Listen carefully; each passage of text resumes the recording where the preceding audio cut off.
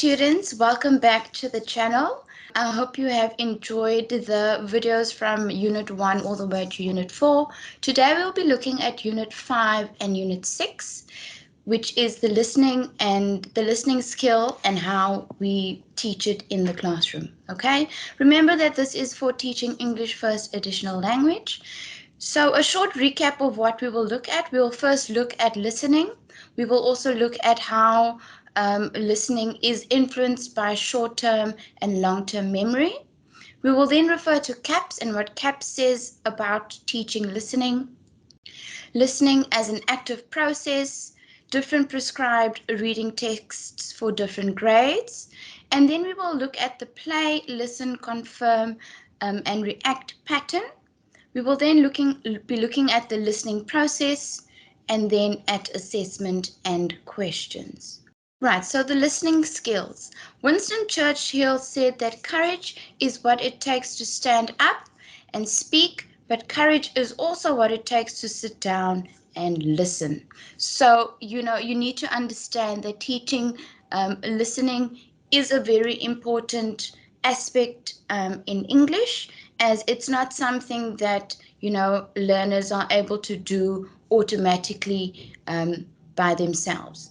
Okay, so it's important to also remember that listening is not the same as hearing.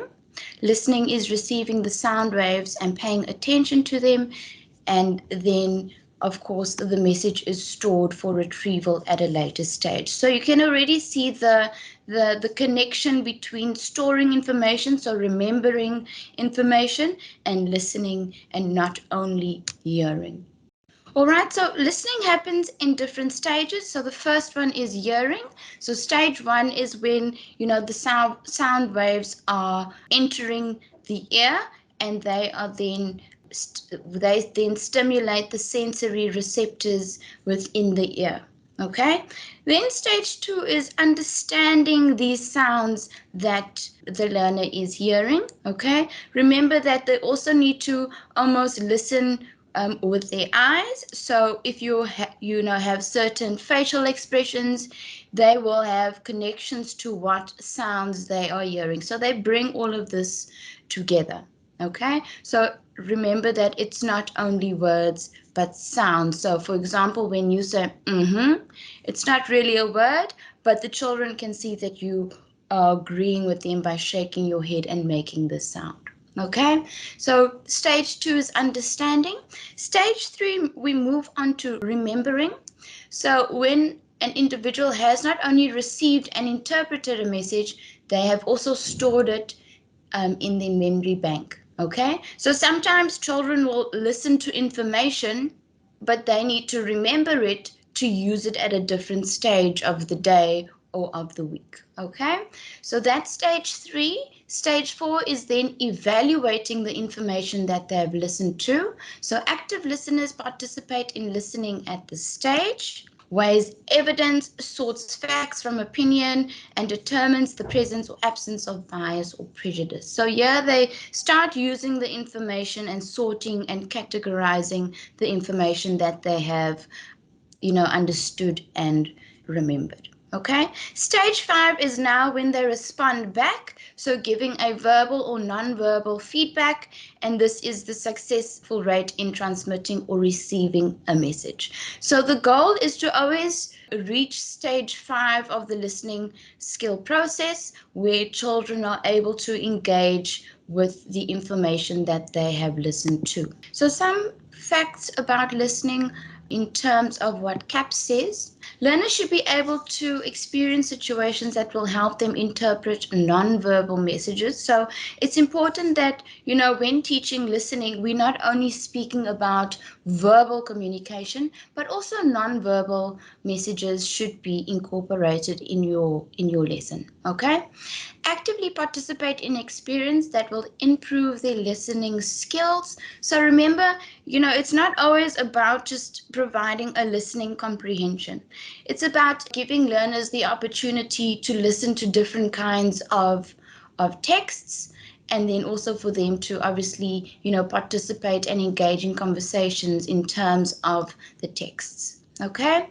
So listen, they need to look at the speaker, Also practicing waiting for their turn to speak, and to also react to instructions or requests and answer questions. So as you can see there, listening is not only a formal kind of activity where you do it once a week. It's something that's ongoing and should be assessed continuously. So something like waiting their turn, you need to teach learners that, oh, when someone is speaking, we've kind of got to, pause, and instead of giving an immediate response, rather listen to what the individual is saying, and then, have the opportunity to respond. Okay, it's also important that we teach, children to look at the speaker and engage, with the speaker, using their body, showing the speaker that they have their attention. Okay, in terms of listening, this is also a good idea to use to increase the vocabulary, also to improve their memory by trying, to repeat what they've heard. So, for example, when you have, read them a story, they are able to retell and recall certain information. Okay, also small things like giving a message to another teacher. They obviously need to use their memory to remember what the message is and then retell it to the recipient. Okay, then also, children need to be able to react to questions by answering what is asked. So in order for them to do that, they need to, of course, go through the different listening stages to get to that point. All right, so we also need to understand that, listening is an active process. It isn't something that just, happens automatically. We weren't born to really listen. We were born with hearing, but it takes a lot to actually get to the listening aspect. So the ability to interpret any oral input with specific reference to meaningful sounds in any language that is understood by us. So this is when you ask someone a question and they are able to respond by answering the question and not going off onto a tangent about something else other than what you're speaking about. Okay, listening is a mental process calling for thought and reaction. So thought is when you think about what you've listened to and then you are able to respond or react to that. Okay, all sounds convey meaning and affect our emotions in some way.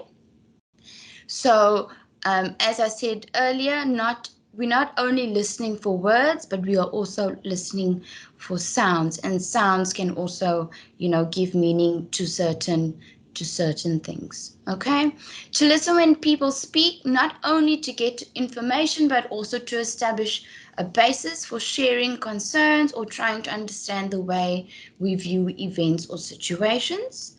Okay, so this is when someone is giving their opinion, you are listening, or the child is listening with care. Also, it's important to, when thinking about listening, is to consider your own thinking process or the child's thinking process as they listen so that they can improve.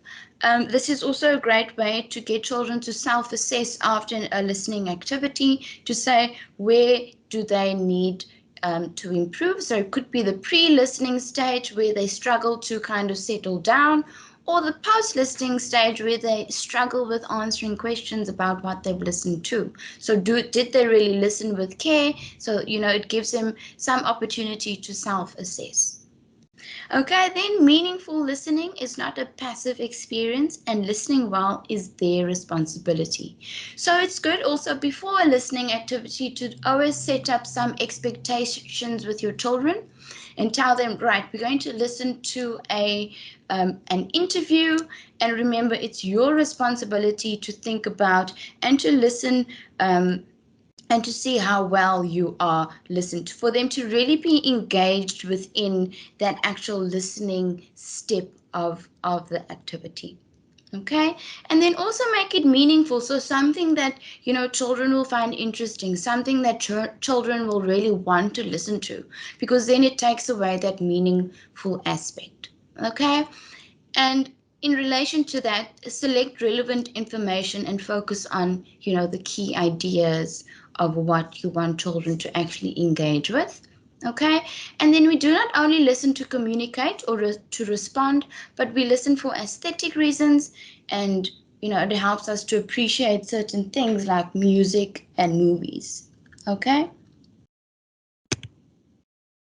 All right, so lengths of text, so they obviously do vary in terms of the different grades. So you can see they have broken it up into longer comprehension, stories, interviews, plays, and news reports, and also the opportunity for shorter listening comprehensions like announcements, information texts, instructions, and directions. And I've broken it down there so you can see from grade 4 it ranges from 100 to 150. Grade 5 is 100 to 200, and grade 6 is 150 to 250 words. Please remember this is only a guide, which is also in the caps.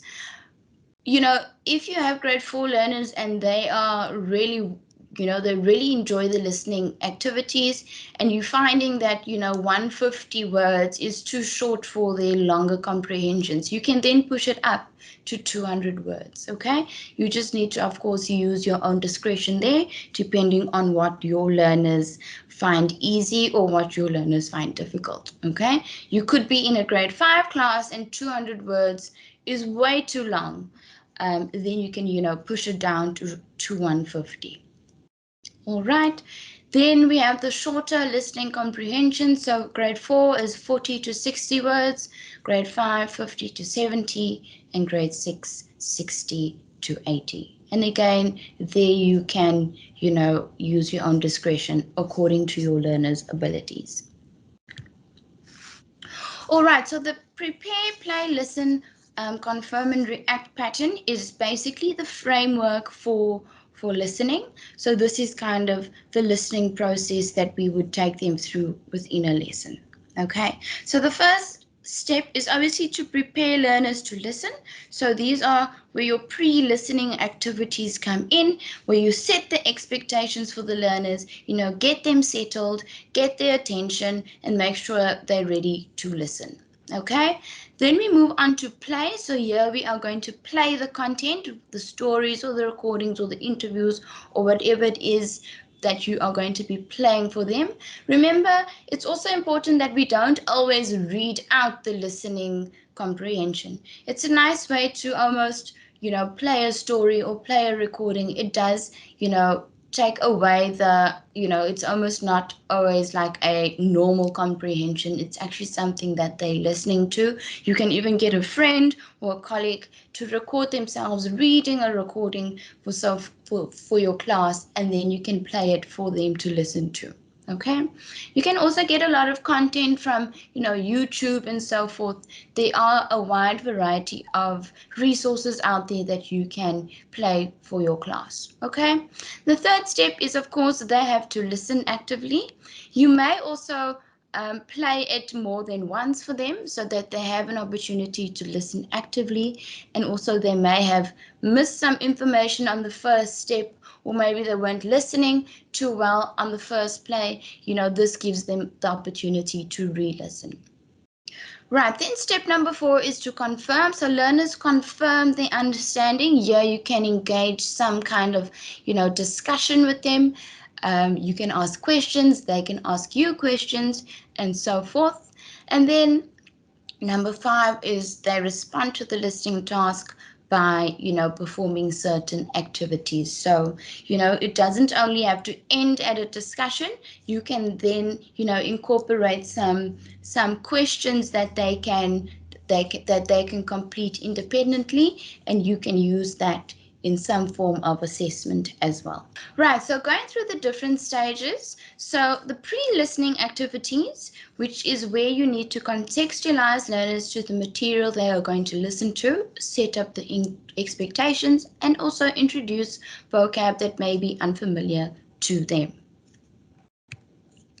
Right, while listening activities, so material should consist of authentic spoken texts and should not always be in the form of written text. So I've often seen that teachers will give out the comprehension and say, right, this is the listening comprehension, we're going to read it together, and that's it. Okay, so yeah, children are not focusing on the listening, they're actually focusing on following the comprehension in front of them.